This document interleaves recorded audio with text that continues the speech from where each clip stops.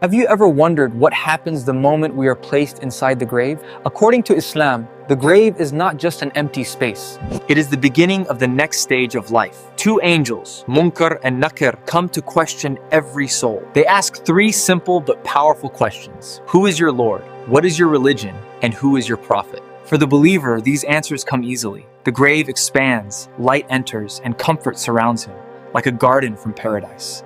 But for the one who turned away from Allah, the grave tightens, darkness fills the space, and it feels like a pit from hell. The Prophet Muhammad ﷺ taught us, the grave is either a garden from the gardens of paradise or a pit from the pits of hell. So every prayer, every good deed, every act of kindness we do, it is not just for this world. It is building peace for that moment when we are alone in the grave. The grave is not the end. It's the doorway to forever. Thank you for watching. Be kind to subscribe and share, and may Allah reward you for that. Ameen.